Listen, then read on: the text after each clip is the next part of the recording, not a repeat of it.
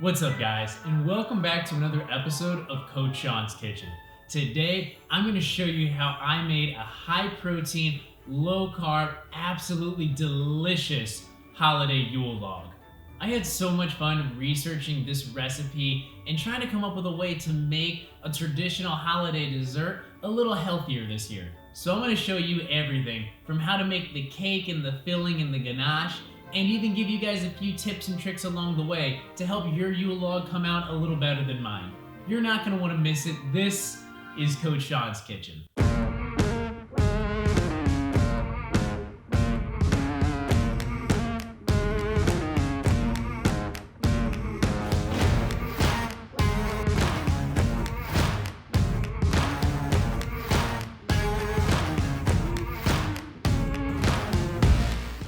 Now, if you're new to Coach Sean, I want to welcome you and thank you for dropping by my channel. And if you like what you see, make sure you hit that subscribe button. It's the best thing you can do for any YouTube channel you enjoy watching. So to kick off our high protein, low carb chocolate Yule log, we're going to begin by making a very high protein frosting. Today, I am using Phorm's Vanilla Stevia Natural Protein as my foundation. So we're gonna add our protein powder to a bowl, along with some cocoa powder, Swerve Confectioners sugar. I love using this stuff because it's a great sugar substitute that doesn't have that grainy texture you find in a lot of other sugar substitutes.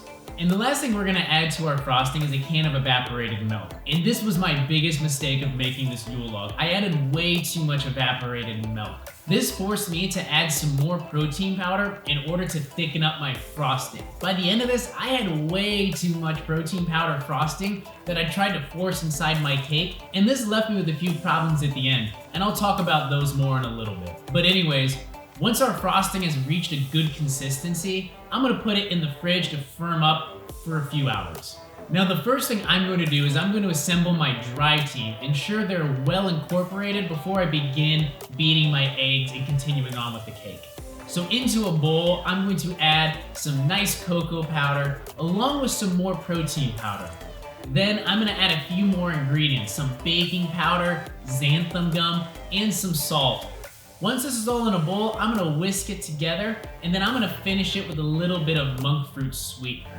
Now, if you find some sugar substitutes leave you with a little bit of that grainy texture, you can use that Swerve Confectioner sugar in place here. Once all of that is combined, we're gonna set it aside and bring our attention to our eggs.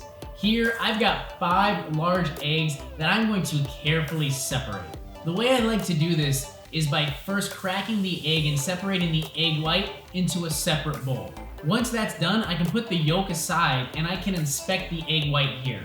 If there's even a drop of egg yolk in this egg white, then our egg whites will not fluff up. So once I'm done checking it, I'll add it to the bowl of my standing mixer, and then I will begin beating my egg whites. So the next ingredient I'm going to add is a little bit of cream of tartar, and this is gonna help stabilize our egg whites, especially when we start incorporating all our other dry ingredients. So I'm gonna whip these for a good 3 to 5 minutes until I've got soft peaks forming. Then I'm gonna slowly start introducing our dry ingredients. Now, the moment we start adding more ingredients to our egg whites, we're gonna begin knocking out all of those bubbles we just created. So I'm gonna lower the speed of my mixer down, and I'm gonna slowly introduce this. Once the dry team is in, I'm gonna drizzle in the egg yolks that I beat in that bowl, and then our cake batter is done. The next thing we need to do is we need to prep our baking sheet. Now, this cake is incredibly sticky, so we're gonna do everything in our power to ensure it doesn't. So what I've done is I've sprayed my baking pan with a whole bunch of baking spray. Then I laid down a sheet of parchment paper and I sprayed it again.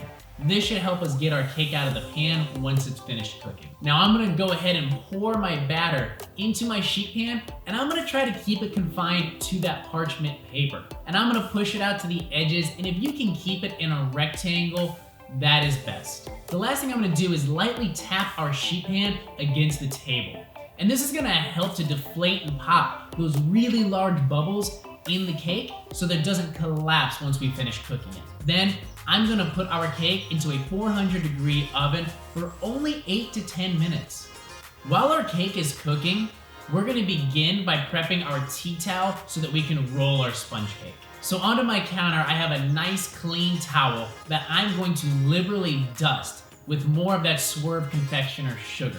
Once our cake has finished cooking, I'm gonna let it cool slightly, and then I'm gonna run around the edges with a paring knife just to ensure that it's not sticking. Then I'm gonna dust the top of this sponge cake with more of that Swerve Confectioner sugar, and then I'm gonna take our sheet pan and I'm going to quickly and confidently flip it on over onto that tea towel.